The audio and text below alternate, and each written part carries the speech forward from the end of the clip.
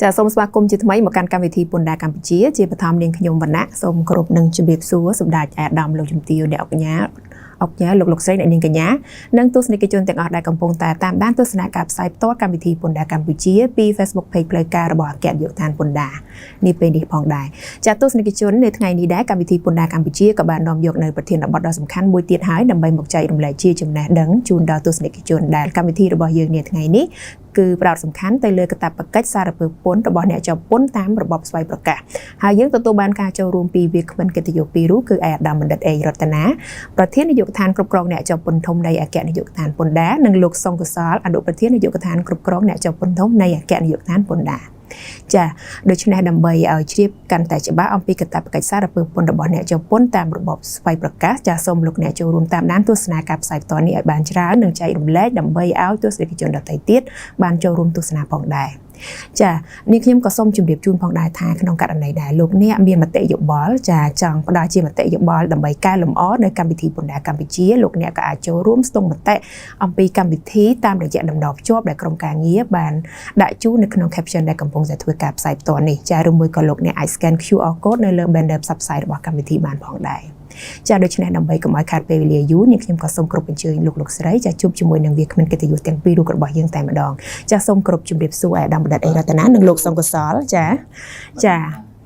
เกิดจากประดามนี้นี่ขยมก็ส่งกรบอนุญาตกรบเป็นเชิงแอดำดัดเอรัตนะจะเมียนมาเตะสปาคมแต่การตัวสนิทจนจะกระโดดจิตเวการสังขารอมปีประเทศดับบอสแต่แอดำหนึ่งเลือกโยกหมดผู้ปัดบังหายในประเทศนี้จะส่งกรบเชิงจ้ะกุ้นกันยาวันนะบัดจิปทอมคือบาดส่งกรบจุ่มเรียบสู้สมดัยไอดอมลูกจุ่มเตียวลูกเนี่ยเอาญาลูกใส่นี่กันญาหนึ่งตัวสนิทกิจวนแต่งออกอะไรกระปุงตัวสนากรรมวิธีปนดากัมพูชีเว็บไซต์ตัวเราจะปี Facebook เพจบอกให้เกิดทางปนดาในปีนี้ทั้งนี้ขยมเบียนได้มีการญาดกระปุงปูเปียดำรัตไตรพระผู้อมรัตไตรนำกลุ่มบอลนั่งกีโปรตีผู้ได้ทำบาตัวตกเกี่ยเกี่ยนยั่วนี่เกิดทางปนดาของการโจรวมกรรมวิธีปนดากัมพูชีเราสำคัญแต่เลยประเทศบอสทั้งนี้คือการตัดกิจสาเปิดปนระบบเนี่ยจะปนตามระบบสายประกาศ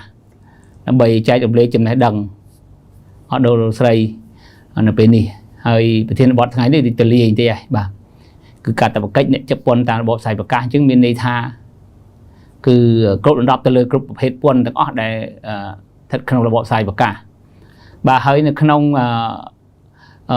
ฉบับสิตาเปิดปนเมตราตีปรามวยบานกำหนดอัมพีระบบปนกัมพูชีหนึ่งการกันบัญชีแก่นี่ไอ้ฉบับนั้นคือโทษสาวตะกรรมต่างพิชนามปีปนดับประมวยมาได้พลัดโดปนปนดาบกัมพูชีก็คล้ายเช่ระบบสายประกาศแต่มวยกดบ่าแต่ขนมนั้นคือบานใบใจเนี่ยจะปนเชื่อใบประเภทเนี่ยจะปนโต๊ะเนี่ยจะปนประชุมเนี่ยจะปนถมให้ขนมระบบสายประกาศสมโลกใส่ในกัญญามีตาจริตทาคือเนี่ยจะปนเตอแต่ดักเลยขัดประกาศบาประกาศบางปนกันบัญชีแก่อันนี้เย่จอมtớiคืออนุวัตการตับกิจปนในครูไอเนี่ยมีอันตรากรมปีมันตรายปนดาว่าเฮ้ยจะการตับกิจได้เติมเมียนคือตีมวยกันนาประกอบอาชีพกรรมเติมแต่ไม่ชอบบัญชีว่าพอเราบอกครบตีมวยฉันไปเชื่อจูนเชื่อท่าบัตรเส้นจีนในตีบุกกกันนาประกาศลางเฮ้ยเติมแต่ไม่ชอบบัญชีปนดาดับรามทั้งไงว่าจำนายสักคือได้ชีรูปวงบุกกลคือไปแต่เรือพอระบอดันบีเนี่ยจับปีหาสำเร็จหลังเรือตั้งแต่เจ้าบัญชีเฮ้ยเจ้าบัญชีเฮ้ยนั่นคือเติมแต่กันบัญชีแก่อันนี้บ่าการบัญชีแก่อันนี้บานตรำเต๋อให้บานยืงไปแต่เรือบัญชีกากอตราบยืงนึกบานยืงเต๋อได้เลยขัดประกาศบ่าแต่ใบกันบัญชีตรำเต๋อจะมีเอกสารเซ็นจีบใช้อินโวยเดี๋ยวเราลดที่จะอินโวยให้มีเอกสารจำนายโวเชอร์ไอเซ็นต่างอ๋อคิมเชื่อถ้าโลกใส่ในกัญญาต่างอ๋อให้จือจีเนี่ยกันนี้ก็คือเฉลี่ยไปบ่าการกันบัญชีแก่อันนี้จะมีเอกสารสำคัญประกาศบัตรบ่ามีอินโวยมีโวเชอร์มีประกาศบัตรตัวประไอบ่าจังจะมีต่างอ๋อให้บานโยงตัวเลยเอกสารต่างบามานั่นคือเรียบชอมระบายกาประจำขายดักขัดประกาศประจำขายประจำชั้นบานตรำเต๋อบ่านักขนมก็มีใจจำปีนักขนมอันนี้จะปนระบบใส่ประกาศนึงบันใจปีกัดแต่ประกาศกันบัญชีกันนี่คือตีมวยสักแค่โต๊ะคือโยแต่เอาแต่ตามประกาศบอกกระทรวงเศรษฐกิจอะไรมันต้องคือกัน បញ្ជីគេហៅថាគណនីសាមញ្ញគឺសំខាន់គឺមានតែ purchase day book sell day book មានគណនីទិញបញ្ជីទិញបញ្ជីលក់បាទហើយចុងឆ្នាំគឺសាមញ្ញដោយឡែកចំពោះអ្នកជប៉ុនប្រជុំនិងជប៉ុនធំអញ្ចឹងត្រូវតែកាន់បញ្ជីគណនីតាមស្តង់ដារគណនីស្តង់ដាររបាយការណ៍ហិរញ្ញវត្ថុអន្តរជាតិនៃកម្ពុជាមានន័យថា CIFRS Cambodia International Financial Reporting Standard បាទដោយឡែកអ្នកជប៉ុនទៅគឺងាយបំផុតស្រួលគឺគ្រាន់តែកាន់កត់តាទៅការទិញការលក់ជារឿងមួយគ្រប់គ្រាន់ហើយបាទហើយនៅពេលដែលយើងប្រកបអាជីវកម្មដល់ផលរបស់យើងបានបញ្ជាក់ជូនមិញហ្នឹងគឺត្រូវតែមកចុះបញ្ជីបើអត់មកចុះបញ្ជីទេវាខុសច្បាប់ហើយបាទហើយគាត់ថាចុះបញ្ជីដូចបញ្ជាក់ជូនមិញគាត់ថាបញ្ចុះបញ្ជីហើយកាត់បកិច្ចអ្នកជប៉ុនរបបផ្សាយប្រកាសត្រូវតែកាន់បញ្ជីមានឯកសារវិក័យប័ត្រលិខិតស្នាមតាក់ទងនឹងគណនីហើយរៀបចំរបាយការណ៍ប្រចាំខែចាំបានត្រឹមត្រូវដាក់ប្រកាសពន្ធបងឲ្យបានត្រឹមត្រូវទៀតបាទហើយរឿងដែលសំខាន់មួយទៀតគឺរក្សាបាយការណ៍គណនីដែលមាននោះគឺទុកសម្រាប់មន្ត្រីសហគមន៍ទៅ audit ប្រព័ន្ធរបបផ្សាយប្រកាសដូចខ្ញុំបញ្ជាក់ខាងដើមមិញហើយគឺលោកស្រីដែលជាពាណិជ្ជករហ្នឹងគឺប្រកាសពន្ធដោយខ្លួនឯងមានអន្តរាគមន៍ពីពន្ធដែរប៉ុន្តែរបបផ្សាយប្រកាសនេះគឺមានប្រព័ន្ធមួយផ្ទៀងផ្ទាត់ថាតើការប្រកាសពន្ធរបស់លោកស្រីនេះត្រឹមត្រូវអត់គឺគេទៅមើលតាមក្រោយអញ្ចឹងតែមិនទៅមើលត្រឹមត្រូវមិនត្រឹមត្រូវបានតើមានឯកសារទុកសម្រាប់មន្ត្រីសហគមន៍ពន្ធដែរទៅមើលបាទហើយក្នុងនោះក៏មានកាតព្វកិច្ចតម្រូវឲ្យអ្នកជប៉ុនត្រូវតែផ្ដល់ឯកសារបញ្ជីស្នាមឲ្យពន្ធដែរមើលបាទដើម្បីផ្ទៀងផ្ទាត់ភាពត្រឹមត្រូវរបស់ខ្លួនតើការបំពេញកាតព្វកិច្ចសារពើពន្ធបានត្រឹមត្រូវអត់ហើយតម្រូវឲ្យបង្ហាញខ្លួនបាទពន្ធដារណាត់ជួបទៅណាត់ជួបតែកិច្ចវេះអានេះជារឿងមួយអត់ស្របទៅមួយច្បាប់ទេអាចនឹងមានទទួលទោសទណ្ឌហើយបើសិនមានការបង់ខ្វះអីតម្រូវឲ្យទទួលរងការកំណត់ពន្ធអីគឺរដ្ឋបាលសារពន្ធជូនដំណឹងត្រូវតែបង់ពន្ធឲ្យបានត្រឹមត្រូវហើយរបបផ្សាយប្រកាសទៀតសោតធម្មតាទេកាលណាយើងបង់យឺតវាត្រូវមានទោសទណ្ឌហើយនេះហើយរបបផ្សាយប្រកាសនេះអ្នកជប៉ុនកាលណាចូលក្នុងរបបផ្សាយប្រកាសហើយដែលមានផលរបស់សុំជាង250លានត្រូវតែទី1ទៅចេះគណនីខ្លួនឯងបើអត់ចេះទៅជួលគេទៅមានគណនីបាទព្រោះសន្មត់ថាអ្នកជប៉ុនទៅអនុវត្តច្បាប់ដោយខ្លួនឯងយើងមិនខុសពីច្បាប់ចរាចរណ៍ទេបាទយើងនៅទឹកដីកម្ពុជាយើងជិះរថយន្តយើងអាចថាខ្ញុំអត់ដឹងខ្ញុំជិះខាងឆ្វេងប៉ូលីសផាអាហ្នឹងដូចគ្នាអញ្ចឹងបាទហើយរបបផ្សាយប្រកាសនេះគឺអ្នកជប៉ុនត្រូវតែដាក់លិខិតប្រកាសដោយខ្លួនឯងឲ្យដឹងថ្ងៃដឹងខែអមថាប្រចាំខែថ្ងៃទី1ដល់ថ្ងៃទី20នៃខែបន្ទាប់ដាក់ដោយដៃហើយ25ដាក់អនឡាញដល់ថ្ងៃ25នៃខែបន្ទាប់បាទហើយតែយឺតពី25ទៅនៅក្នុងប្រព័ន្ធនឹងមានពីនៃលោតពន្ធបន្ថែមអូតូម៉ាទិកអីបាទហើយប្រចាំឆ្នាំឥឡូវជាប់ហើយប្រចាំឆ្នាំថ្ងៃទី31ខែ3នេះគឺសម្រាប់អ្នកជប៉ុនជាទូទៅប៉ុន្តែនៅសល់អ្នកជប៉ុនខ្លះគាត់មានឆ្នាំជប៉ុនខុសពីឆ្នាំធម្មតាពីឆ្នាំប្រតិទិនគឺ fiscal year របស់เขาអានឹងគាត់អាចដាក់ទៅតាមនឹង3ខែក្រោយពីបិទបញ្ជីបាទអញ្ចឹងជាកាតព្វកិច្ចត្រូវដឹងខ្លួនឯងថាដល់ថ្ងៃដល់ខែពន្ធដារមិនបានទៅប្រាប់ថាផុតថ្ងៃហើយប៉ុន្តែជាទូទៅអគ្គដ្ឋានពន្ធដារតែងតែផ្ដល់សេវាគឺធ្វើលិខិតជម្រាបជូនថាផុតថ្ងៃណាហើយឆ្នាំនេះយើងប្រចាំឆ្នាំយើងធ្វើរំលឹកមួយទៀតខិតផ្សាយសាធារណៈថាផុតថ្ងៃទី31ខែ3ហើយដល់ពេលថ្ងៃ10ជាង7:20នេះរំលឹកម្ដងទៀតថាចិត្តផុតហើយសង្ឃឹមថាខែហ្នឹងឆ្នាំនេះមិនសូវមានអ្នកជប៉ុនដែលភ្លេចភ្លៀងភ្លាត់ទេបាទព្រោះបានរំលឹក2ដងហើយបាទអញ្ចឹងសូមបញ្ជាក់ជូនអញ្ចឹងគឺសូមប្រកាសឲ្យបានត្រឹមត្រូវទាន់ពេលវេលាបាទហើយខ្ញុំសូមសង្ខេបខ្លីៗពីប្រព័ន្ធរបបផ្សាយប្រកាសប៉ុណ្ណឹងកញ្ញាវណ្ណៈបាទចាសូមអរគុណអាយដាមចាសម្រាប់មតិស្វាគមន៍ក៏ដូចជាការសង្ខេបអំពីប្រធានបទរបស់យើងនាថ្ងៃនេះចានាងខ្ញុំក៏មានសំណួរចង់បន្តជំរាបសួរទៅអាយដាមផងដែរហើយសំណួរនេះគឺយើងតែងតែទទួលបានជាញឹកញាប់ពីអ្នកជាប់ពន្ធតាមរយៈ GDT Call Center ចាគឺគាត់តែងតែសួរថាក្នុងករណីដែលគាត់មានបំណងចង់ប្រកបអាជីវកម្មនៅក្នុងប្រទេសកម្ពុជាយើងនេះតើអ្នកជាប់ពន្ធត្រូវបំពេញកាតព្វកិច្ចដោយម្ដេចខ្លះដែរដើម្បីអាចអនុវត្តឲ្យបានត្រឹមត្រូវស្របតាមច្បាប់និងលិខិតបទដ្ឋានគតិយុត្តស្ដីពីពន្ធដារចាសូមក្រុមជួយអាយដាមជាថ្មីចាកញ្ញាវណ្ណៈដើម្បីប្រកបអាជីវកម្មកម្ពុជាគាត់មានបំណងសំណួរមានបំណងបាទទី1គាត់ត្រូវដឹងតើគាត់ប្រកបអាជីវកម្មធ្វើអីគេបើគាត់ជាបើកហាងលក់អីធម្មតា គាត់ត្រូវតែមកចុះបញ្ជីកាលណាហាងរបស់គាត់មានផលរបរធំជាង250លានក្នុងមួយឆ្នាំឬក៏60លានក្នុងរយៈពេល3ខែជាប់គ្នាហ្នឹងបាទប៉ុន្តែបើគាត់បើកជារោងចក្រសហគ្រាសធំដែលចង់ទទួលបានការលើកទឹកចិត្តពីរាជរដ្ឋាភិបាលគាត់ត្រូវតែទៅសុំនៅក្រសួងទៅ CDC គាត់ទៅចុះបញ្ជីនៅក្រសួងរាជការមួយសិនហើយបានហើយគាត់ទៅការពិតទៅបើសិនជាគម្រោងខ្លះគាត់អញ្ជើញទៅក្រមប្រឹក្សាអាវុធកម្ពុជាសិនដើម្បី apply គម្រោងហ្នឹងដើម្បីឲ្យគេពិនិត្យថាគាត់ប្រកបអាជីវកម្មស្អីគេបាទបន្ទាប់មកថាគម្រោងត្រូវបានទទួលការលើកចិត្តហើយអញ្ចឹងអ្នកឯងអាចមកវិនិយោគបានហើយអញ្ចឹងគាត់ទៅចុះបញ្ជីនៅក្រសួងពាណិជ្ជកម្មបានបង្កើតជានីតិបុគ្គលហើយក្រសួងក្រមប្រឹក្សាអាវុធកម្ពុជានឹងចេញលិខិតបញ្ជាក់ថាគាត់ទទួលបានការលើកចិត្តអីខ្លះបាទអញ្ចឹងត្រូវរត់ process ហ្នឹងហើយដោយឡែកសម្រាប់ទៅគាត់ជាសហគ្រាសអមដូចជាសំណងគាត់ទៅចុះនៅក្រសួងពាណិជ្ជកម្មហើយគាត់ទៅតាក់ទងទៅស្ថាប័នដែលមានសមត្ថកិច្ចដូចជាក្រសួងណែដីបាទបើសិនជាគាត់បើកឆ្នោតគាត់ទៅសុំខាងក្រសួងហិរញ្ញវត្ថុបើសិនបើកកាស៊ីណូគាត់ទៅសុំក្រសួងហិរញ្ញវត្ថុខាងកាស៊ីណូដែរគណៈកម្មការហ្នឹងបាទទៅតាមជំនាញអាជីវកម្មមួយផ្នែកផ្សេងគ្នាតែបើសិនជាបើកលក់ធម្មតាមានន័យថាมันមានតាក់ទងនៅវិជាជីវៈជាក់លាក់ទេបាទឲ្យជាពិសេសមួយទៀតបើកតាក់អេចិនជាភ្នាក់ងារសេវាកម្មពន្ធដារឬក៏គណនេយ្យអញ្ចឹងគាត់ត្រូវមានអាជ្ញាប័ណ្ណពីពន្ធដារទី1ទី2ទៅគេមានសញ្ញាបត្រ CPA ហើយទៅចុះបញ្ជីនៅបានជាសមាជិក KICPA នៅខាងគណនេយ្យរួចបានគាត់មកចុះបញ្ជីពន្ធដារបាទអញ្ចឹងខាងផ្នែកមួយបើសិនជាគាត់ប្រកបអាជីវកម្មมันមានតាក់ទងទៅវិជាជីវៈដែលទៅសុំការអនុញ្ញាតអាជ្ញាប័ណ្ណទេអត់មកតែលក់ចំហួយលក់តំណែងលក់កៅអៅធ្វើសេវាឲ្យផ្សេងហាងឧស្សាហ៍ឬក៏សេវាជួសជុលរថយន្តអីសពគ្រប់ទាំងអស់បាទដែលមិនចាំបាច់ត្រូវការអាជ្ញាប័ណ្ណពីស្ថាប័នពាក់ព័ន្ធគាត់អញ្ជើញមកចុះបញ្ជីនៅពន្ធដារហើយពន្ធដារសម្ងាយចុះបញ្ជីគឺទៅក្រសួងពាណិជ្ជកម្មតែមួយទេគឺ KMDH នេះគឺចុះតែម្ដងជាប់តែម្ដងបាទគាត់ណាចុះបញ្ជីហើយគឺ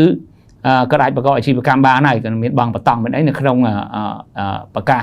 សេចក្តីណែនាំនៃការចុះបញ្ជីគេមានបញ្ជាក់មានដាក់ fee នៅលើទៀតបាទអញ្ចឹងគាត់ណាចុះបញ្ជីបានហើយប្រចាំខែទៅប្រកាសពន្ធប្រចាំខែហើយការលក់ដូរទាំងបានត្រូវមានឯកសារជាពិសេសវិក័យប័ត្រការលក់ដូរត្រូវតែចេញវិក័យប័ត្រឲ្យបានត្រឹមត្រូវបាទប្រចាំខែមួយខែម្ដងដូចខ្ញុំបញ្ជាក់ជូនបាញ់ហើយគឺដាក់លិខិតប្រកាសខែ1យើងទៅដាក់នៅមិនទៅយឺតជាងថ្ងៃទី25% ដាក់អនឡាញបើសិនដាក់តាម manual តាមដៃគឺមិនត្រូវយឺតជាងថ្ងៃទី20នៃខែបន្ទាប់ហើយដល់ចុងឆ្នាំទៅដាក់លិខិតប្រកាសមិនត្រូវយឺតជាងថ្ងៃទី31ខែ3ទេបាទអញ្ចឹង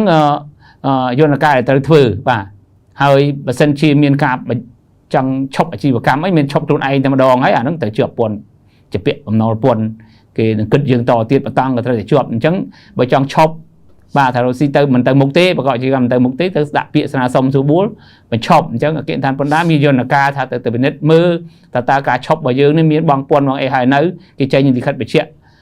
បានច្បាស់លាស់ជ្រះស្រឡះហើយទៅយកទៅក្រសួងពាណិជ្ជកម្មដើម្បីបិទឲ្យចប់កាតព្វកិច្ចរបស់យើងកុំឈប់ដោយខ្លួនឯងហើយនៅសល់ពន្ធដារអត់ដឹងថាយើងឈប់មិនឈប់ទេកាលណាយើងអត់សុំឈប់អញ្ចឹងគេគិតបន្តទៀតរហូតហើយបាទកាលណាអត់ដាក់លិខិតប្រកាសអាចនឹងមានទោសទណ្ឌបាទអញ្ចឹងវាមានពិន័យមានការផាកមានពិន័យការមិនដាក់លិខិតប្រកាសមានការមិនបង់ពន្ធបាទអញ្ចឹងមានច្រើនទៅទៀតកាតព្វកិច្ចដែលត្រូវមានបាទខ្ញុំសូមជាក់ប៉ុណ្្នឹងសិនចុះកញ្ញាវណ្ណៈបាទចាសូមគ្រប់ថ្លែងអំណរគុណអាយដាមចាដែលបានបកស្រាយចម្ងល់របស់នាងខ្ញុំក៏ដូចជាចម្ងល់របស់អ្នកជាប់ពន្ធចាយ៉ាងក្បោះក្បាយចាទស្សនិកជនជាទីមេត្រីដោយដែលអាយដាមបណ្ឌិតអេរតនាបានលើកឡើងពីខាងដើមហើយពីកាតព្វកិច្ចសារពើពន្ធរបស់អ្នកជាប់ពន្ធតាមរបបស្វ័យប្រកាសចាក្នុងករណីដែលលោកអ្នកមានចម្ងល់បន្ថែមពាក់ព័ន្ធជាមួយនឹងប្រធានបទរបស់យើងលោកអ្នកអាចខលចូលបានតាមរយៈលេខទូរស័ព្ទ1277ដែលឥតគិតថ្លៃចាឬមួយក៏អាចខមមិនសួរនៅក្នុងកម្មវិធីដែលកំពុងតែធ្វើការផ្សាយផ្ទាល់នេះផងដែរចាឬមួយក៏អាចធ្វើការសួរតាមរយៈកម្មវិធី GDT Live Chat ចាបានដូចគ្នាចាសូមអរគុណចាជាកិច្ចបន្ទាប់នេះនាងខ្ញុំសូមបង្វែរវេទិកានេះជូនទៅលោកសង្កសលវិញម្ដងចានាងខ្ញុំក៏មានសំណួរមួយចង់ជម្រាបជូនទៅលោកផងដែរចាតកតងជាមួយនឹងការក្នុងកំឡុងពេលប្រកបអាជីវកម្មចាសម្រាប់អ្នកជាប់ពន្ធតូចអ្នកជាប់ពន្ធមធ្យមនិងអ្នកជាប់ពន្ធធំនេះតើគាត់មានកាតព្វកិច្ចពន្ធប្រចាំខែនិងប្រចាំឆ្នាំនោះដូចគ្នាដែរឬទេហើយចំពោះពន្ធប្រចាំខែនិងប្រចាំឆ្នាំនោះតើមានប្រភេទពន្ធអ្វីខ្លះដែរចាសូមអញ្ជើញលោកសង្កសលចាសូមអរគុណកញ្ញាវណ្ណៈជាបឋមខ្ញុំបាទ បាទសូមគ្រប់ជំរាបសួរសម្ដេចអាដាមលោកជំទាវលោកអ្នកបញ្ញាបាទអង្គការលោកស្រីអ្នកនាងកញ្ញានិងទស្សនិកជនទាំងអស់ដែលកំពុងទស្សនាកម្មវិធីពន្ធដារកម្ពុជាដែលផ្សាយផ្ទាល់ពី Facebook Page ផ្លូវការរបស់គណៈយុទ្ធពន្ធដារដោយអាដាមប្រធានបានមានប្រសាសន៍ពេលបើកកម្មវិធីបាទនៅក្នុងការកំណត់ចំណាត់ថ្នាក់អ្នកជាប់ពន្ធតាមរបបផ្សាយប្រកាសគឺអ្នកជាប់ពន្ធតូចក្តីអ្នកជាប់ពន្ធមធ្យមក្តីធំក្តីបាទគឺត្រូវតែមានកាតព្វកិច្ចធ្វើការគណនាពន្ធហើយដាក់លិខិតប្រកាសពន្ធដល់ខ្លួនឯងហើយនៅក្នុងសំណួរដែលកញ្ញាវណ្ណៈបានលើកឡើងនេះគឺសូមថាតើមានកាតព្វកិច្ចដូចគ្នាដែរទេបាទប្រចាំខែប្រចាំឆ្នាំហើយមានប្រភេទពន្ធប្រចាំខែប្រចាំឆ្នាំនោះមានប្រភេទពន្ធអ្វីខ្លះខ្ញុំបានកត់ត្រាយ៉ាងនេះហើយក៏ខ្ញុំសូមលើកជូននៅត្រួសដោយអាដាមប្រធានបានលើករួចរាល់នៅចំណាប់ថ្នាក់អ្នកជាប់ពន្ធអញ្ចឹងខ្ញុំក៏សូមលើកតើប្រភេទអាជីវកម្មដែលគាត់ចុះនោះជាអ្វីតែអាដាមប្រធានក៏បានលើកឡើងដែរក្នុងពេលមុននេះបន្តិចបាទដោយកាតព្វកិច្ចប្រចាំខែបាទគឺជារៀងរាល់ខែក្នុងការធ្វើប្រតិបត្តិការគឺទៅតាមប្រភេទអាជីវកម្មនីមួយៗ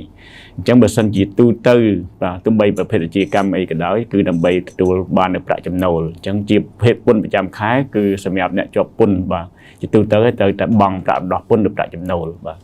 ដែលនៅក្នុងនោះគឺការគណនាតាមអត្រា 1% នៃផលរបរបាទដោយមិនរួមបញ្ចូលពន្ធទាំងអស់លើកលែងតែក៏លើកលែងថែមហើយនៅក្នុងការធ្វើអាជីវកម្មនេះអាដាមប្រធានមុននេះក៏បានលើកដែរការចេញវិក័យប័ត្រអញ្ចឹងកាលណាធ្វើបាទការលក់ផលរបរមួយចំនួននោះគឺត្រូវជាគេហៅថាការគ្រប់គ្រងជាប់អកអញ្ចឹងអកលើកលែងថែមអញ្ចឹងគឺដាក់លិខិតប្រកាសពន្ធបាទប្រចាំខែក៏លើកលែងថែមដែរបាទហើយមានការជួលនៅបាទថាបុគ្គលិកបាទមកធ្វើការឲ្យអញ្ចឹងអាចមានពន្ធលើវិវត្តបាទហើយក៏មានការប្រើប្រាស់នៅសេវាមួយចំនួនដែលអាចជាកម្មវត្ថុនិពន្ធកាត់ទុកបាទ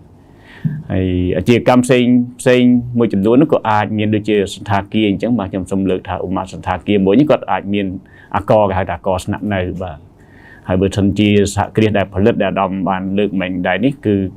កាលណាគាត់ទៅជាសហគ្រាសដែលផលិតដូចជាផលិតដែលមានជាផលិតផលដូចជាស្រាបៀរបាទទីហោអញ្ចឹងបាទគេអាចមានជាប់ជាអកបាទអកបំភ្លឺអកពិសេសបន្ថែមទៀតបាទនៅក្នុងនោះគឺត្រូវការគណនាតាមច្បាប់ជាធម្មមាននេះគឺជាពន្ធប្រចាំខែហើយអាដាមនេះបានលើកដែរថាកាលណាពន្ធប្រចាំខែមានន័យថាប្រតិបត្តិការកើតឡើងនៅក្នុងខែហ្នឹងហើយទុកពេលរយៈពេល20ថ្ងៃតាមច្បាប់ហ្នឹងបាទដើម្បីឲ្យដាក់លិខិតប្រកាសពន្ធប្រចាំខែហើយបើប្រើ e-filing យើងប្រើក្នុងរយៈពេល25ថ្ងៃបាទដល់ថ្ងៃទី25សំណួរបន្ទាប់នោះគឺពន្ធប្រចាំឆ្នាំបាទជារឿងសំខាន់ដែលអាដាមលើកថ្មីនេះគឺថាទៅបំផុតហើយថ្ងៃទី31ខែ3នេះបាទហើយពន្ធដែលសំខាន់ជាងគេនឹងកាលណាប្រកបអាជីវកម្មចង់បានចំណេញហើយត្រូវមានចំណូលបាទដែលកើតចេញមកពីប្រតិបត្តិការទាំងឡាយដកយកចំណាយផ្សេងគេហៅពន្ធលើប្រាក់ចំណូលដែលត្រូវបង់បាទអញ្ចឹងពន្ធលើប្រាក់ចំណូលនេះគឺមានការគណនាដោយខ្លួនឯងដែរហើយបង់បាទមិនខុសគ្នាទេគឺដងក្នុងពេលតែមួយហ្នឹងគឺយ៉ាងយូរបំផុតត្រឹមថ្ងៃទី31ខែ3បាទបន្ទាប់នោះនឹងមានការរំលឹកផ្សេងទៀតដែលកើតឡើងបើសិនជាបានបង់ទេពន្ធបតង់បាទជាពន្ធមួយដែលជាសម្រាប់ធ្វើអាជីវកម្មនេះគឺនៅក្នុងឆ្នាំតែម្ដងគឺ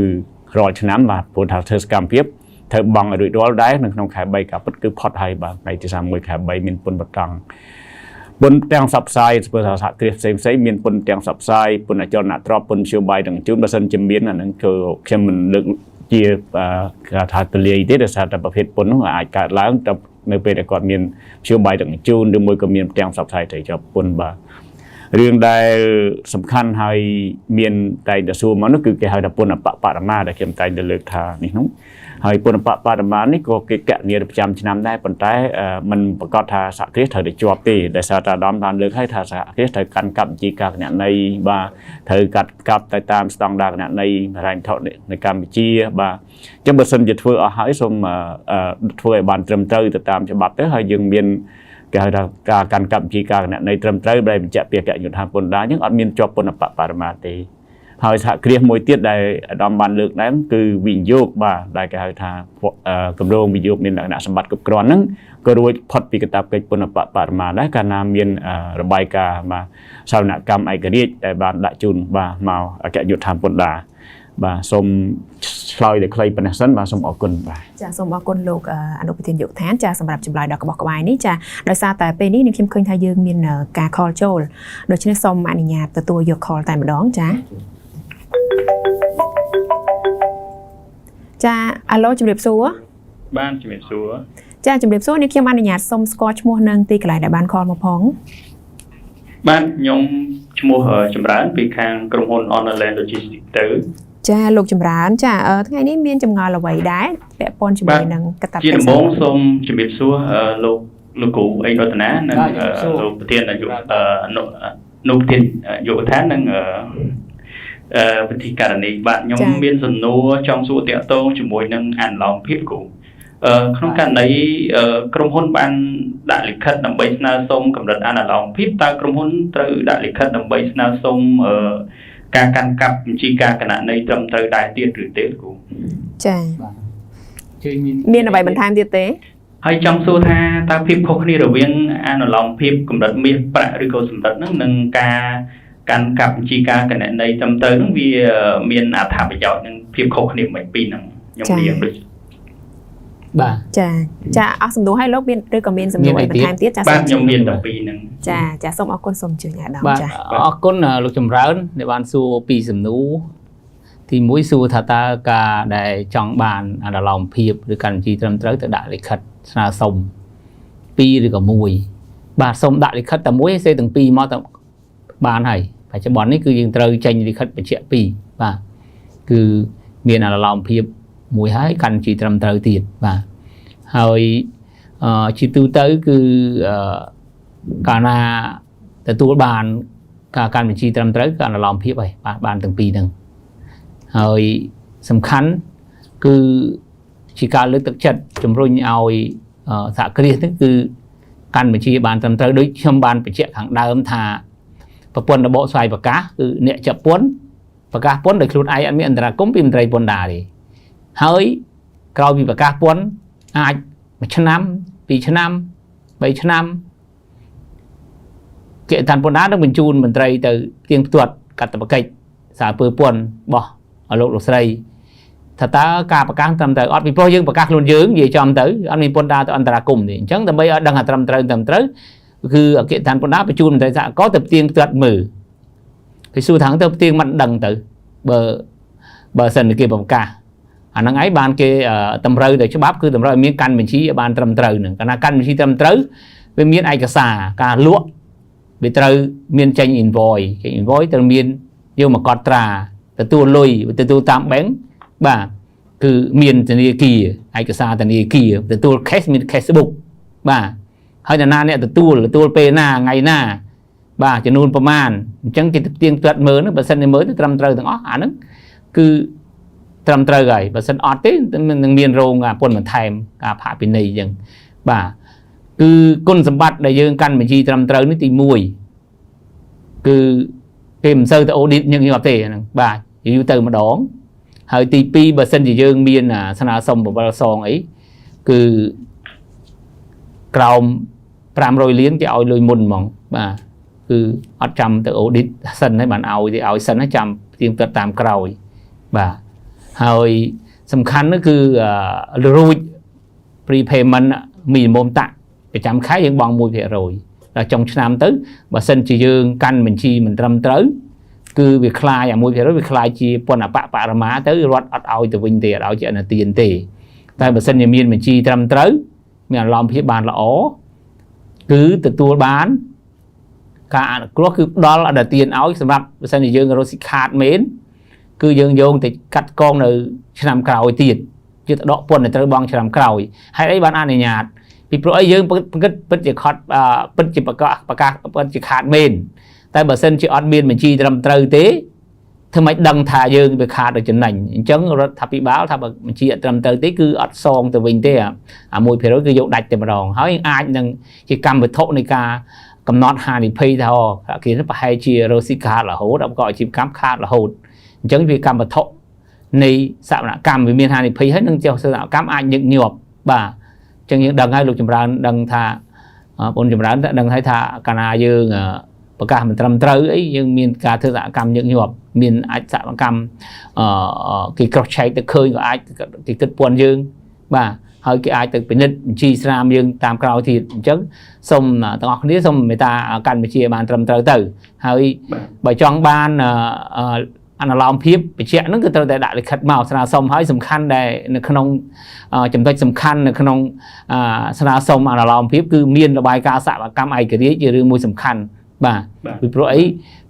pon đá ban đo xịt ao từ khang xã và co ai cái chuồn nưng xã co ai cái đấy như cận thưa ca chấm nụ pon đá mà có lẽ hay cứ miên và sân chỉ miên xã và cam ai cái đấy pon đá cứ tha cứ miên cầm đất này làm phép ban cầm đất khu hơi pon tay mình và có tha trầm trời từng nói pon đá từ mưa bị lơi tiết pon tay chỉ tu tới cứ vì đừng lấy tha chỉ indicator môi thông để tu scroll tha chỉ ca cần chỉ trầm trời pon tay mà sân thì là bài ca nó mưa máu khá là hốt miên xã cam ai cái khá là hốt còn đã có từ 10 tiết tá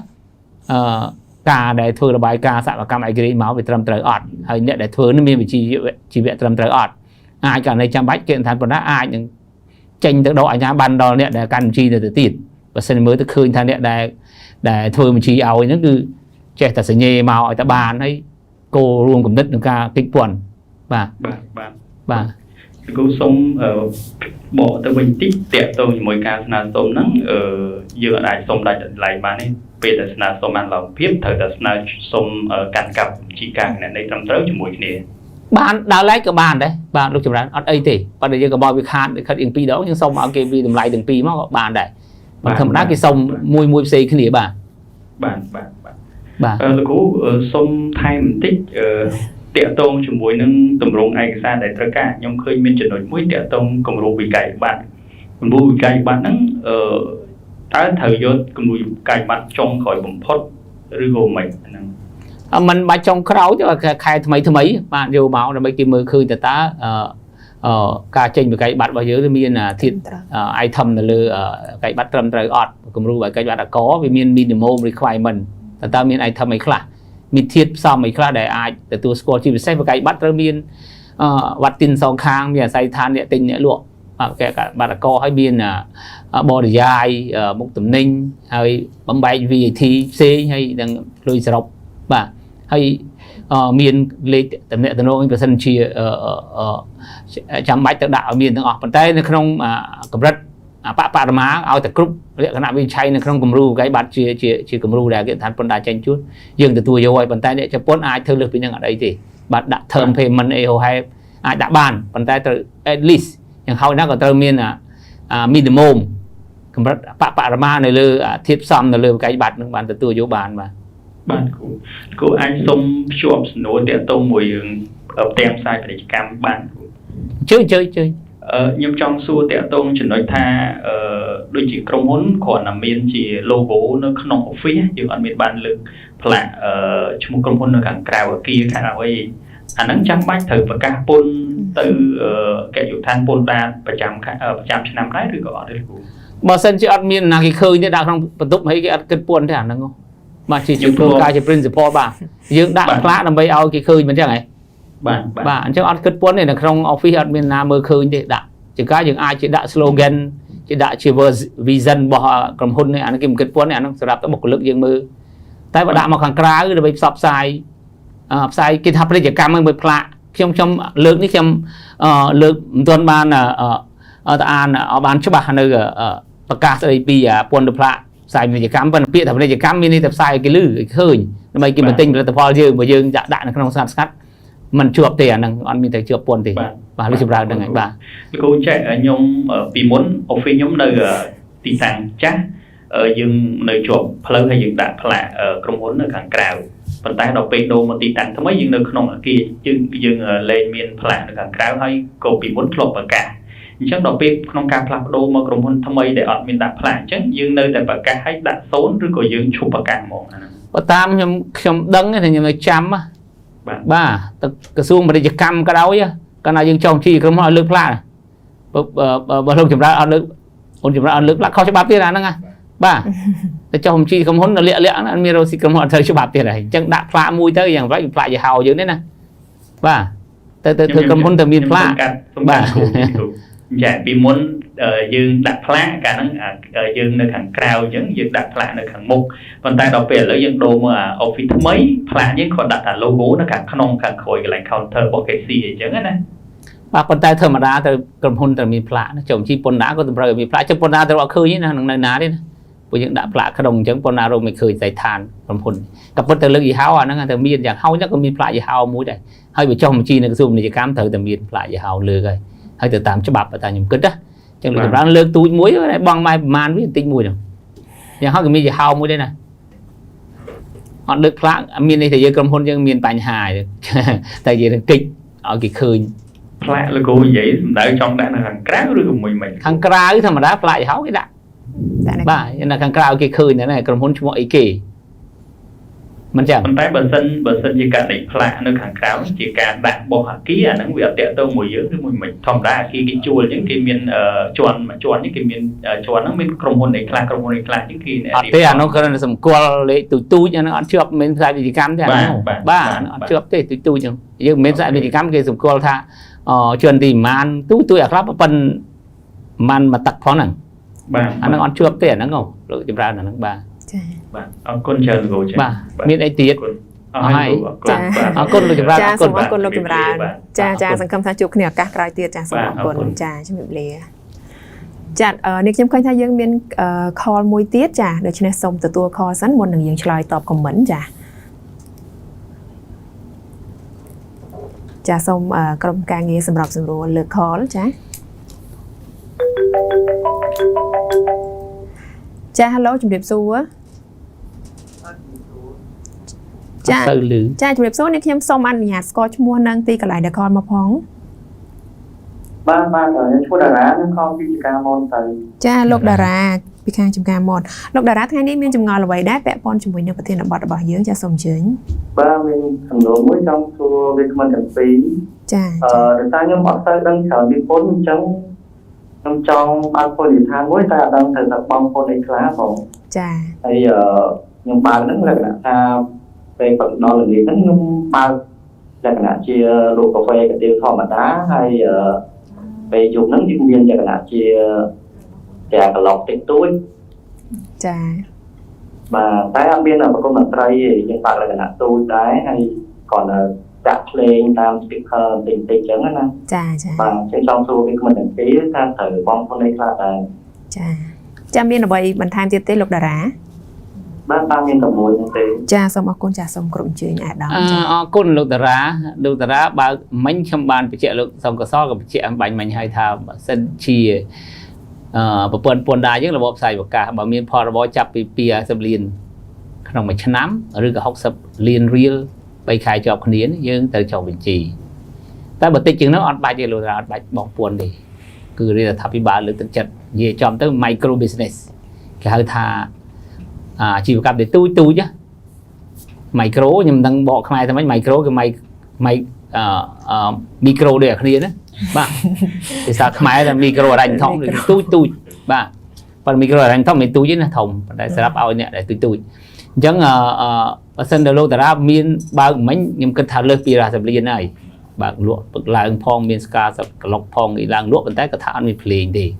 ចាបាទចាក់ភ្លេងប៉ុន្តែអត់មានបាទអញ្ចឹងទី1លោកតារាត្រូវចុះបញ្ជីពន្ធដារហើយដើម្បីចុះបញ្ជីពន្ធដារធម្មតាទេទៅសុំលិខិតអនុញ្ញាតពីក្រសួងពាក់ព័ន្ធហើយពីអាជ្ញាធរពាក់ព័ន្ធសម្ពាធកម្មឬស្ថាប័នពាក់ព័ន្ធបាទហើយចូលទៅ KMDX ទៅបាទ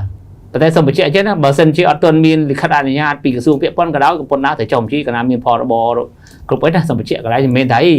ពួកខ្ញុំអត់ទាន់មានលិខិតអនុញ្ញាតពីក្រសួងពាក់ព័ន្ធផងខ្ញុំអត់ទាន់ចុះជីពន្ធដារទេគាត់ខ្ញុំលក់បានលុយហើយមានផលរបរលើសពី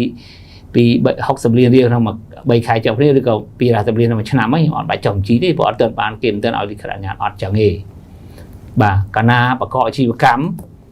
ក្នុងច្បាប់ស្តីពីសារពើពន្ធថាទោះបីជាទទួលស្គាល់មិនទទួលស្គាល់ដោយស្ថាប័នមានសមត្ថកិច្ចក៏ដោយកាលណាមានចំណូលទៅតែចុះបញ្ជីបងពន្ធអញ្ចឹងឧបមាថាទី1លោកតារាបានទៅសុំច្បាប់គេហើយ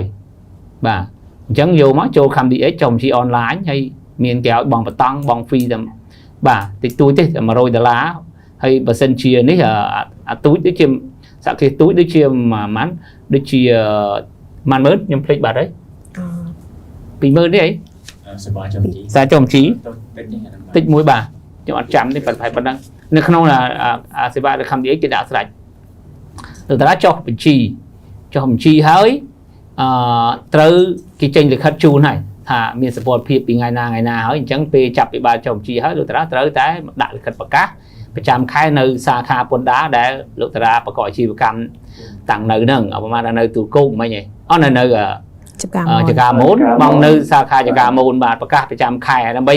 ប្រកាសពន្ធបានដូចខ្ញុំបញ្ជាក់ជូនរបស់ផ្សាយប្រកាសយើងត្រូវមានបកាយប័ត្រមានការលិខិតស្នាបញ្ជីគណនីបាទដើម្បីយើងមានទិញចូលលក់ចេញទៅគាត់ត្រាទាំងអស់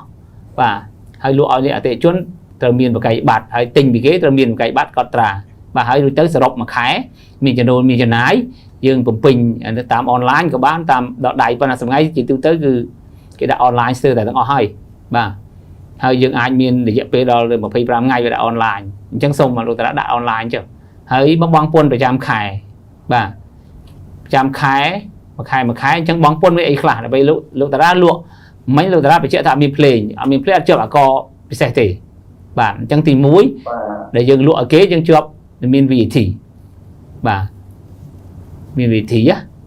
បាទហើយបន្ទាប់មកទៅ1%លើចំណូលដែលយើងលក់បានដែលដក VAT ចេញមកវាចំណូលបាទរួចហើយបានប្រចាំខែប្រកាសប៉ុណ្ណឹងហើយបើសិនជាមានជួលហាងមកគេលោកតារាត្រូវកាត់ពន្ធកាត់ទុកពីម្ចាស់ដីហ្នឹងម្ចាស់ហាងហ្នឹងបាទហើយបើមានសេវាណាដែលយើងទិញពីអ្នកដែលអត់ចុះបញ្ជីហៅថាពន្ធកាត់ទុកទូទៅត្រូវកាត់ 15% យកពីអ្នកដែលផ្គត់ផ្គង់សេវាឲ្យយើងហ្នឹងបាទហើយបុគ្គលិកប្រាក់ខែគាត់ច្រើនទៅដកប្រហែលប្រាក់ខែគាត់ 1000 លោកតារាទៅគិតពន្ធនៃប្រាក់វិវត្តទៅតាមច្បាប់ជាទូលមានហ្នឹងគឺដកពីគាត់កុំឲ្យគាត់ដល់ 1000 គឺដកពន្ធហើយគាត់ឲ្យទៅគាត់បាទទាំងអស់ហ្នឹងគឺយកមកប្រកាសពន្ធប្រចាំខែហ្នឹងដល់ពេលប្រចាំឆ្នាំបិទបញ្ជីគឺយកចំណូលដកចំណាយទៅហើយធ្វើការកែតម្រូវតាមច្បាប់ពន្ធបាទដើម្បីកែតម្រូវបានលោកតារាទី1ទៅរៀនខ្លួនឯងទៅចេះលោកតារាបញ្ជាក់មិញថាអត់សូវចេះបងអត់ចេះតែជួលគេតាក់ភ្នាក់ងារសេវាកម្មពន្ធដារគេជួយធ្វើឲ្យបាទបើនេះទេគណនេយ្យករម្នាក់ទៅសងៃសម្បូរតាអ្នកដែលចេះហ្នឹងបាទអញ្ចឹងបាន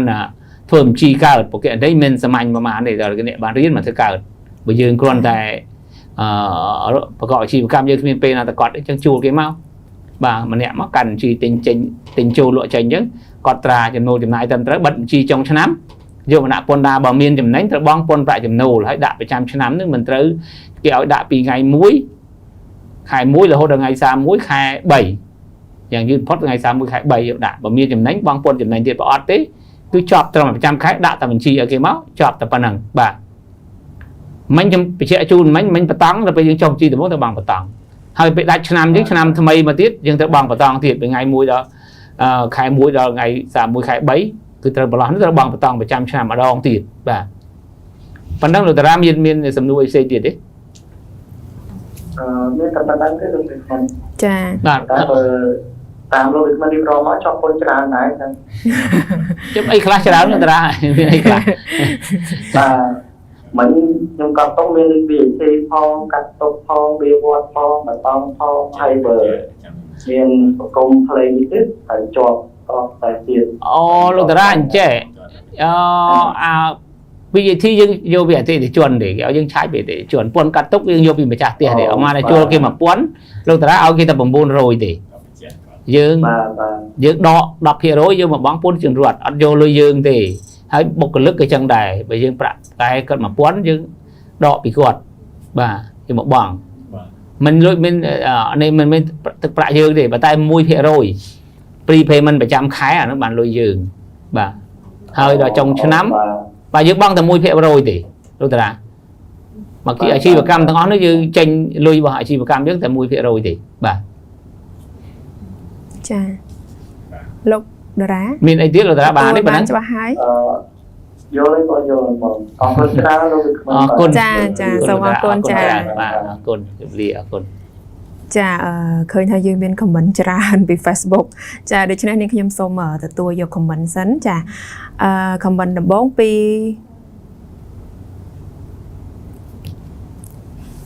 ច ចាអ្នកខ្ញុំសូមទទួលយក comment ពីម្ចាស់គណនី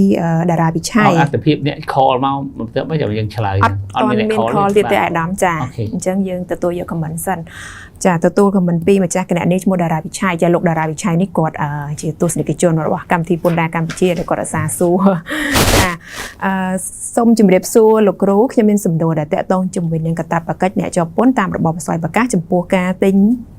លក់ឬក៏ផ្ទេរភាគហ៊ុនចាក្រុមហ៊ុនមានម្ចាស់ភាគហ៊ុន2លោកកជានិវាសនជនចាកាន់កាប់ភាគហ៊ុន 60% និងលោកអេជាអនិវាសនជនកាន់ភាគហ៊ុន 40% លោកកបានលក់ភាគហ៊ុនបន្ថែម 25% ទៅឲ្យលោកអេនៅក្នុងតម្លៃ$5 លានដូច្នេះលោកកកាន់ភាគហ៊ុន 35% និងលោកអេកាន់ភាគហ៊ុន 65% នៅក្នុងពេលប្រតិបត្តិការផ្ទេរភាគហ៊ុនបន្ថែម 25% ទៅលោកអេនេះក្រុមហ៊ុនមានប្រាក់ចំណេញរក្សាទុកដូចខាងក្រោមចាទី1គឺប្រាក់ចំណេញរក្សាទុកគិតត្រឹមថ្ងៃទី31ខែធ្នូឆ្នាំ2024នេះមានចំនួន$50,000បន្ទាប់ពីបង់ពន្ធលើប្រាក់ចំណូលប្រចាំឆ្នាំ2024រួចហើយទី2ប្រាក់ចំណេញរក្សាទុកគិតពីខែមករាឆ្នាំ2025ដល់ខែមីនាឆ្នាំ2025នេះគឺមានចំនួន$30,000សំណួរគាត់សួរថាតើប្រតិបត្តិការផ្ទេរភាគហ៊ុនបន្ថែមពីលោកកទៅលោកអេនេះត្រូវជាប់ពន្ធកាត់ទុកដែរឬទេប្រសិនបើជាប់ពន្ធកាត់ទុកនោះតើចំនួនមួយណាជាចំនួននៃមូលដ្ឋានកាត់ពន្ធចាហើយទី2ក្រុមហ៊ុនត្រូវជាប់បង់ពន្ធមុនលើការបែងចែកភាគលាភដែរឬទេប្រសិនបើជាប់តើចំនួនមួយណាជាមូលដ្ឋានកាត់ពន្ធសំណួរទី3ចំនួនមួយណាដែលជាចំនួនមូលដ្ឋានកាត់ពន្ធប្រថាប់ត្រាហើយសំណួរចុងក្រោយនោះគឺតើក្រុមហ៊ុនត្រូវជាប់កាតព្វកិច្ចពន្ធអ្វីផ្សេងទៀតដែរទេចាសូមអរគុណសូមគ្រប់អញ្ជើញអាដាមចាសូមឲ្យលោកកសលឆ្លើយសិនមិនខ្ញុំចាំពីបន្ថែមទៀតបាទសូមអញ្ជើញសូមអរគុណអាដាមប្រធានដែលបានឲ្យខ្ញុំចូលរួមក្នុងការឆ្លើយនៅសំណួរតាក់ទងជាមួយនឹងកាតព្វកិច្ចអ្នកជាប់ពន្ធបាទចំពោះការទិញលក់ឬផ្ទេរភាគហ៊ុនហើយក្រុមហ៊ុនបាទខ្ញុំសូម repeat ដើម្បីឲ្យងាយយល់បាទសូមអានម្ដងទៀតលោកកដែលថាលោកកនេះជានិវាសនជនបាទហើយអេដែលនោះគឺជាអនិវាសនជនបាទសំណួរដូចសំណួរគេដាក់ប្រឡងអញ្ចឹងណាបាទអត់ជាសំណួរអនុវត្តធម្មតាលោកកជានិវាសនជនកាន់ 60% បាទនិវាសនជនកាន់ 60% បាទកហើយគាត់ថាអេបាទជាអនិវាសនជនបាទអញ្ចឹង 40% ទៀតគឺអនិវាសនជនបាទកន្លែងនេះខ្ញុំសូមបញ្ជាក់ទាំងអស់គ្នាដើម្បីងាយយល់ព្រោះថាកាលណាយើងរកអាជីវកម្មជាមួយគ្នាគឺគោលដៅគឺចង់បាននៅប្រាក់ចំណេញបាទអញ្ចឹងបើសិនជានៅក្នុងការចង់បានប្រាក់ចំណេញពេលក្រុមហ៊ុនមានចំណេញគេមានការបែងចែកបាទភាគលាភខ្ញុំចង់ឲ្យទៅខាងក្រោមមកព្រោះគាត់មិនសួរថាមានការបែងចែកភាគលាភបាទហើយមានសួរទៅដល់សំណួរសួរថាតើមានពន្ធបង់មុនឬការបែងចែកភាគលាភដែរទេបាទអញ្ចឹងខ្ញុំសូមលើកយកកន្លែងនេះដើម្បីធ្វើជាមូលដ្ឋានដើម្បីឆ្លើយបាទអញ្ចឹងខ្ញុំយកវិភាគថាមានព្រឹត្តិការណ៍ខ្លះកើតឡើងមុននឹងគាត់ធ្វើការបែងចែកភាគលាភបាទគាត់អត់ទាន់បែងចែកភាគលាភទេស្រាប់តែគាត់ធ្វើការផ្ទេរតែម្ដងបាទលក់ភាគហ៊ុនពីមួយទៅមួយបាទអញ្ចឹងនៅក្នុងសេណារីយ៉ូនេះគឺបានលក់បាទគឺក្នុងនេះលោកកដែលជានិវាសនជននេះគាត់លក់ភាគហ៊ុនបាទលក់ភាគហ៊ុន 25% ទៅលោកអេក្នុងតម្លៃ$5 លានអញ្ចឹងលោកកឥឡូវហ្នឹងកាន់ត្រឹមតែ35ហើយលោកអេឡើងដល់ទៅ65បាទហើយទី35លោកកធ្លាក់ចុះហើយភាគលាភរបស់គាត់ភាគហ៊ុនធ្លាក់ចុះហើយដល់ពេលលោកខនោះកាន់ដល់ទៅ65តែម្ដងបាទអញ្ចឹងតើ transaction ហ្នឹងគាត់កើតឡើងអីខ្លះអញ្ចឹងខ្ញុំឃើញថាការដោះដូរនេះគឺបុគ្គលកនោះបានលុយបាទហើយតម្លៃប៉ុន្មានយើងអត់តន់និយាយព្រោះនៅក្នុងនេះអត់មានប្រាប់តម្លៃទេគ្រាន់តែលក់បើមាន$5 លានបាទក្នុងតម្លៃលក់$5 លានអញ្ចឹងតម្លៃនឹងលក់គិតមិនបាន$5 លានខ្ញុំក៏អត់បានដឹងដែរគ្រាន់តែដឹងថាបានលុយ$5 លានហើយ share របស់គាត់ធ្លាក់ចុះពី60% ទៅ35នេះជាអ្វីដែលខ្ញុំបានមើលឃើញបាទ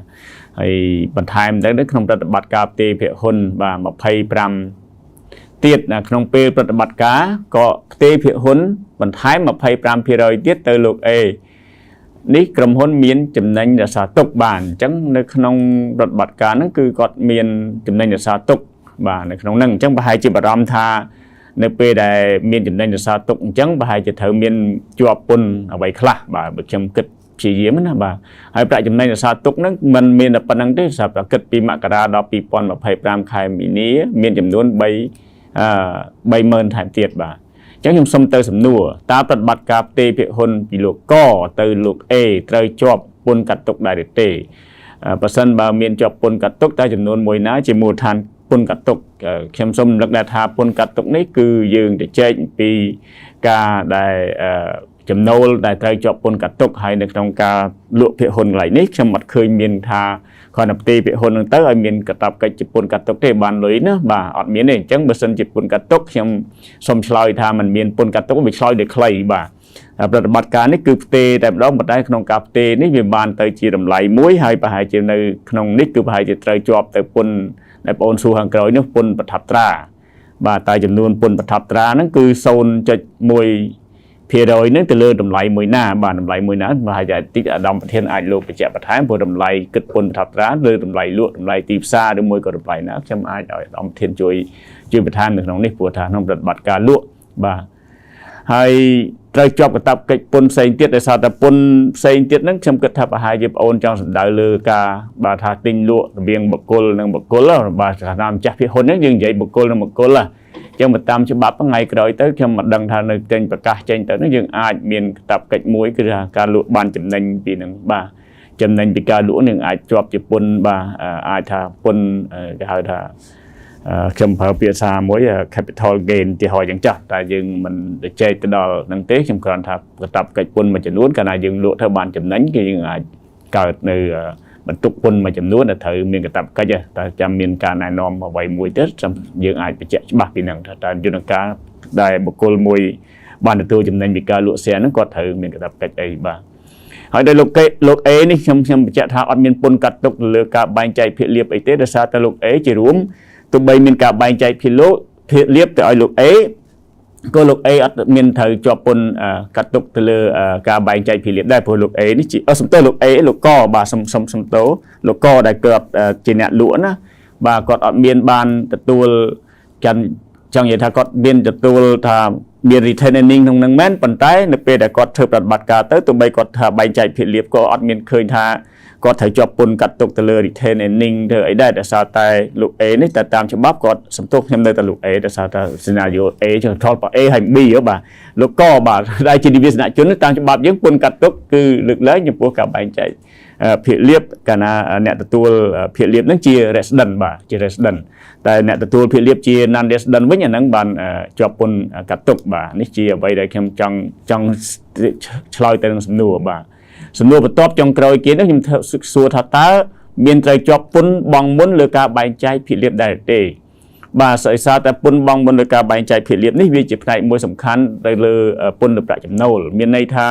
នៅពេលដែលយើងធ្វើសកម្មភាពវិជ្ជាកម្មទៅមានចំណេញ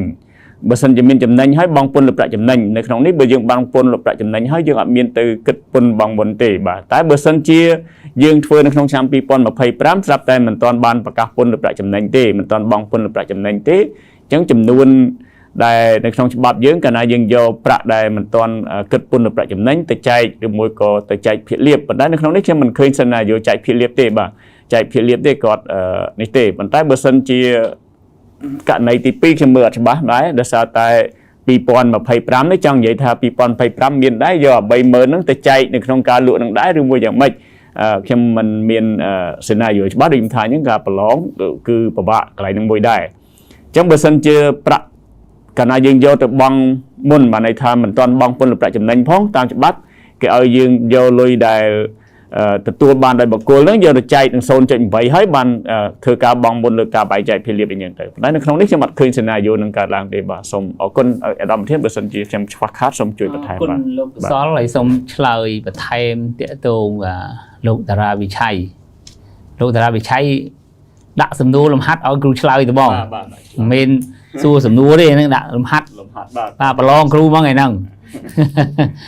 ទី1ខ្ញុំឆ្លើយទីគាត់សំណួរឆ្លើយសំណួរខ្លីសរឆ្លើយហើយទី1ពន្ធកាត់ទុកឬការបែងចែកភាគលាភអត់ជាប់ទេបាទអត់មានបាទខ្ញុំឆ្លើយខ្លីលោកឆៃហើយថាអីលោកកនោះគាត់ជា resident បាទ resident នោះទោះបីជាគាត់បែងចែកភាគលាភក៏អត់ជាប់ dividend អត់មាន dim ទេពោលតែរួចបាត់ហើយទី1ទី2សំណួរសួរថាតើជាប់ពន្ធបង់មុនមកកាយចែកភាគលាភអត់ជាប់ទៀតបាទព្រោះអីមកបង់មុនទៅចែកភាគលាភទាល់តែបានបែងចែកភាគលាភបាទអានេះអត់បានបែងចែកទេគាត់លក់ភាគហ៊ុនទេបាទ ទី3មូលដ្ឋានពន្ធប្រថាប់ត្រាយកមួយណាបាទលោកប្រាប់ថា5លានមិនបញ្ចប់ជាប់5លាននេះខ្ញុំទៅមើល net asset ទី1បើសិនជា5លានមែនបើ5លានវាធំជាង net asset អត់អីទេតែបើសុំ5លានវាទៀបជាង net asset មានហៅ net worth តម្លៃរបស់ក្រុមហ៊ុនអញ្ចឹងយើងយកទៅតាមតម្លៃរបស់ក្រុមហ៊ុនបាទអញ្ចឹងជួនកាលគាត់ធ្វើកិច្ចសន្យាមកកុហកអត់យកបានព្រោះធម្មតារបស់មួយដែលមានតម្លៃអត់មកមានតម្លៃ10លានគាត់អាចយកមកលក់5លានបានទេចឹងយ៉ាងហោចក៏លក់10លានឬលើស10លានទេព្រោះវាទៅជារចនាសម្ព័ន្ធព្រោះទ្រព្យសម្បត្តិរបស់ក្រុមហ៊ុនមាន10លានអញ្ចឹងវាបូកទាំង goodwill បូកជារចនាសម្ព័ន្ធបុគ្គលិកអីផងមានសមត្ថភាពមានជំនាញនៅនឹងទៀតហើយការរចនាសម្ព័ន្ធគ្រប់គ្រងក្រុមហ៊ុនទៀតវាអាចមាន10លានវាលើស10លានអញ្ចឹងយ៉ាងហោចណាស់ពន្ធណាយកត្រឹម10លានហ្នឹងទេបាទបើសិនធ្វើកិច្ចសន្យាតែ5លានយើងយក10លានអញ្ចឹងទៅមើលប្រៀបធៀបមួយទៀតតើអាណាមួយដែលធំជាងបើសិនជាតម្លៃនៃទ្រព្យរបស់ក្រុមហ៊ុននោះមានតែ4លានទេអាហ្នឹងកិច្ចសន្យា5លានទទួលយកបានតាម5លានបាទគុណ 0.1 ហើយកាតព្វកិច្ចពន្ធនតីទៀតដែលអត់មានអីក្នុងសេណារីយ៉ូនេះអត់មានពន្ធនតីទៀតទេប៉ុន្តែតិចទៀតទៅយើងនេះយើងទៅ capital gain បាទកណាអនុវត្ត capital gain ឥឡូវយើងអត់ទាន់នេះឆាប់នេះយើងចេញ capital gain អញ្ចឹង logo ហ្នឹងទៅជាប់ capital gain ហើយបាទប៉ុន្តែឥឡូវអត់ទេមិនទាន់ទេបើចង់លក់ឲ្យទៅបាទលោកតារាវិឆ័យចង់លក់ពីហ៊ុនលក់ឥឡូវបាទបើសិនជា resident ណាបើតិចទៀត resident ក៏ដោយណា resident ដែរយើងមាន capital gain ហើយក៏ជាប់លេខជាប់ dim dividend ដែរពេលហ្នឹងបាទឥឡូវបើសិនជា non resident ទៅជាប់ dim dividend ព្រោះគាត់យកលុយទៅពីស្រុកខ្មែរចេញទៅក្រៅហើយទៅបង់បាទឆ្លើយខ្លីប៉ុណ្ណឹងចាសូមអរគុណចាសូមអរគុណអាយដាមនិងលោកអនុប្រធាននាយកដ្ឋានចានាងខ្ញុំសូមទទួលយក comment 2ទៀតចាយើងទទួលបាន comment ពីម្ចាស់គណនីឈ្មោះសុកដាវីនឡែមចាសូមជម្រាបសួរលោកគ្រូនាងខ្ញុំក៏មានសំណួរតាក់ទងនឹងការលក់អគារដែលកំពុងស្ថិតនៅក្រោមការសាងសង់តើការលក់នេះត្រូវមានកាតព្វកិច្ចជាប់ពន្ធអ្វីខ្លះចាសូមក្រុមជួយអាយដាមចាអរគុណលោកសុកដាវីនឡែនសុកដាវីនកញ្ញាដាវីនបាទអគារកំពុងសាងសង់អគារកំពុងសាងសង់កាលណាមុនលក់ទៅវាតម្លៃឈប់តែម្ដងទៅលក់បាទលក់ប្រមាណបានប្រមាណបាទលក់អគារទៅជាប់វត្តប៉ុន្តែដកដីចេញដីអត់ជាប់វត្តទេបាទ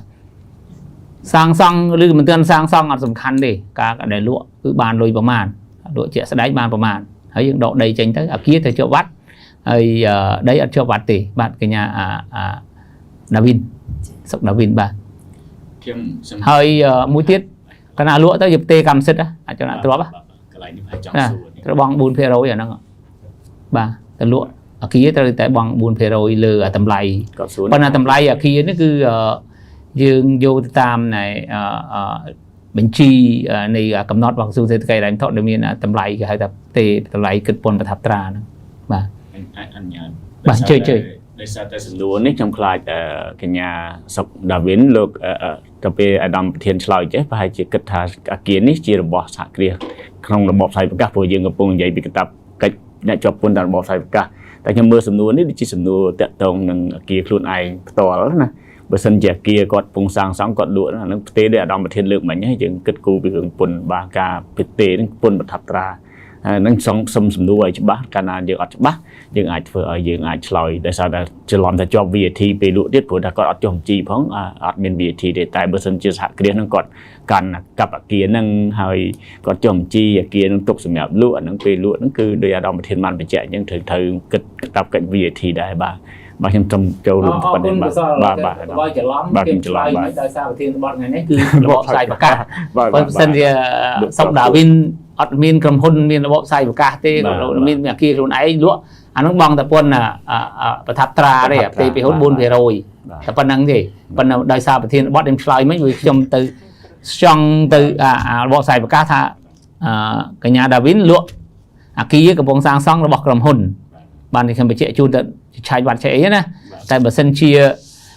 លក់អគារខ្លួនឯងហើយអត់មានចុះបបផ្សាយប្រកាសទេមានអគារតែមួយលក់តែអាហ្នឹងអត់ទេបងតែប្រថាប់ត្រាចប់មានបងអីទៀតទេចាសូមអរគុណចាអាដាមខ្ញុំសូមទទួលយក comment មួយទៀតចា